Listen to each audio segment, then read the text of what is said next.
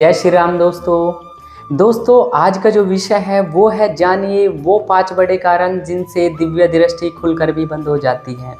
यदि आप भी करते हैं ये गलतियां तो हो जाओ सावधान। तो दोस्तों हमारे YouTube चैनल में आपका बहुत बहुत स्वागत है। और यदि आपको हमारा YouTube चैनल पे वीडियो पसंद आती है तो कृपया मेरे चैनल को सब्सक्राइब करें, शेयर करें और कमेंट में अपने प्रश्न भी पूछ सकते हैं। तो दोस्तों और यदि आपको अपनी स्पिरिचुअल चेकिंग करानी है तो आप मेरे व्हाट्सएप नंबर पे कांटेक्ट करके अपना ऑरा चेकिंग करा सकते हैं। तो दोस्तों मेरे पास में लगातार एक क्वेश्चन आ रहा था कि दिव्य दृष्टि बंद हो जाने के क्या कारण है, खुलकर भी क्यों बंद हो जाती है। बहुत सारे साधकगण ने कांटेक्ट किया, पहले हम देख पाते थे और अब नहीं देख पाते हैं, तो उनका क्या क्या रीज़न होता है मैं आप सभी को बताता हूँ इस वीडियो के माध्यम से।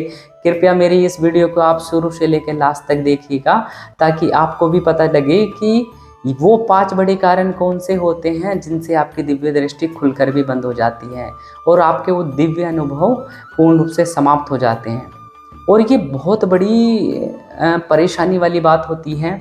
मीन्स आपने जो मेहनत करी है, काफ़ी समय से लगातार मेहनत करी है और आप सूक्ष्म जगत में घूम रहे हैं, देख रहे हैं, दर्शन कर रहे हैं और एक झटके में आपकी बंद हो जाए तो बहुत ज़्यादा इरिटेशन होगा, फ्रस्ट्रेशन होगा। बहुत सारे तो व्यक्ति लगातार अपनी होप ही छोड़ देते हैं क्योंकि वो जगह जगह भटकते हैं, फिर लगातार चौकियों पे जाते हैं, अलग अलग गुरु के पास जाते हैं, बट सॉल्यूशन नहीं मिल पाता।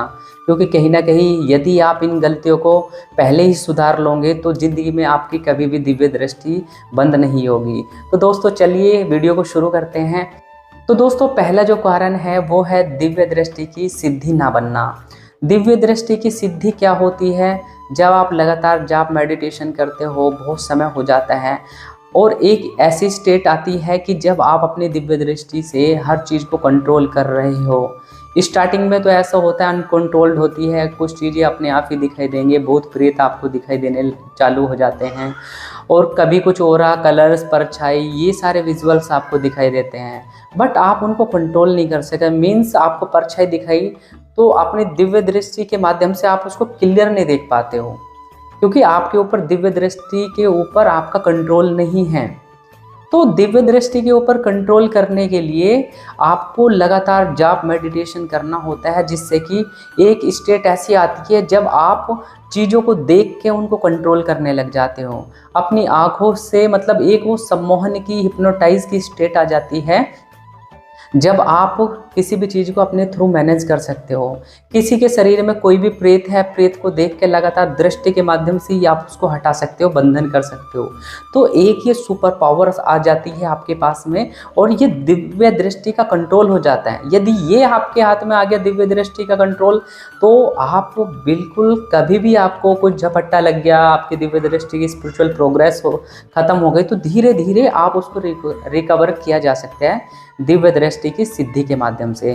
तो दोस्तों सबसे पहले हर एक व्यक्ति को मैं कहना चाहूँगा, यदि आप दिव्य दृष्टि की साधना कर रहे हैं, आपको कलर्स दिखने चालू हो गए हैं, विजुअल्स दिखने चालू हो गए हैं, तो एकदम से बिल्कुल भी किसी को भी चेक करने की कोशिश ना करो। एक गुरु लेवल के बंदे को आप चेक कर सकते हैं या आप एक बार मुझे भी चेक करके देखने की प्रैक्टिस कर सकते हैं, तो आपको कोई भी परेशानी नहीं होगी। जब आपका कंट्रोल होने लगे कि हाँ भाई ये चीज़ों को मैं कंट्रोल कर सकता हूँ कि किसी दूसरे के शरीर में वो कहीं भी बैठा हो और उसकी सारी चीज़ों को हम कंट्रोल कर सकते हैं, तो कहीं ना कहीं आपके पास में दिव्य दृष्टि की सिद्धि है।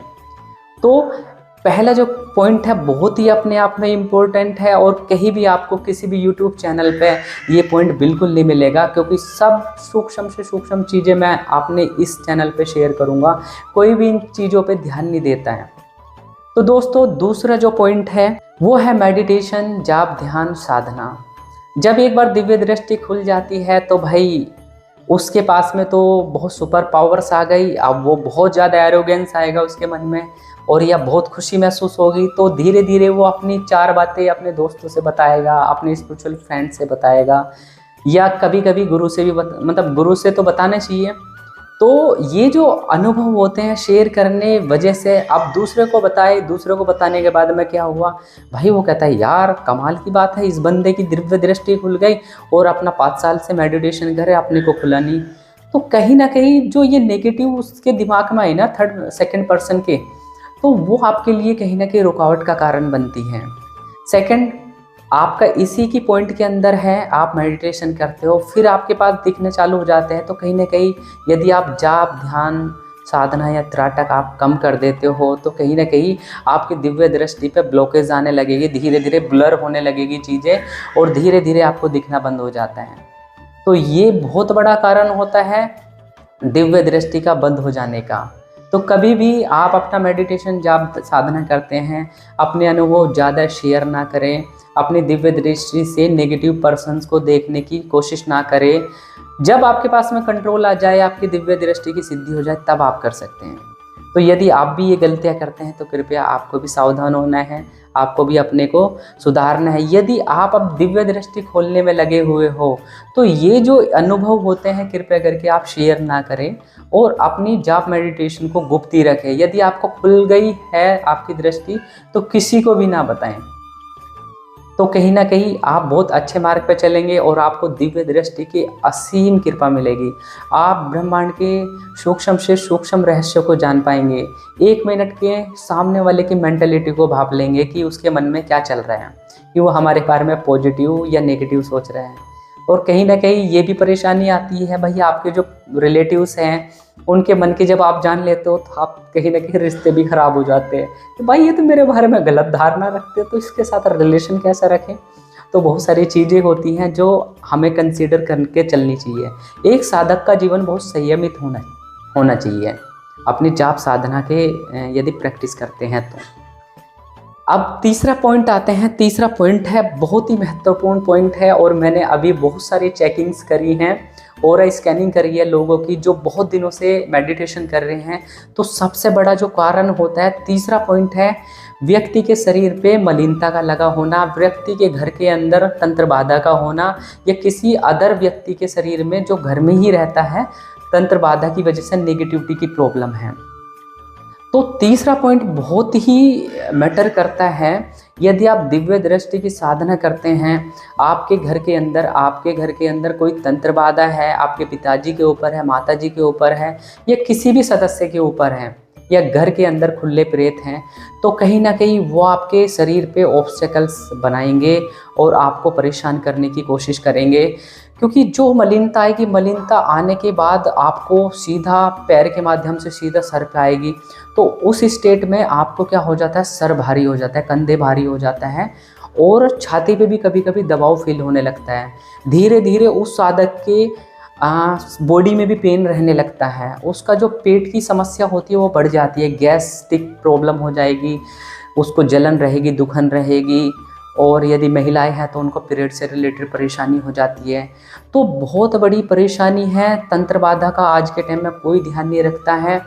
भाई मैंने आपकी चेकिंग करी, चेकिंग करके मैंने आपको बता दिया भाई तेरा तो ओरा बहुत बढ़िया है, ये सारी चीज़, बट आपको भी शरीर में दर्द रहते हैं, आपको भी उबासियाँ आती रहती हैं, या आपको भी मलिन स्वप्न आते हैं या मलिन विचार आते हैं, सेक्सुअल विचार आते हैं बहुत ज़्यादा, और आपके साथ भी दबाव बढ़ते हैं शरीर पे।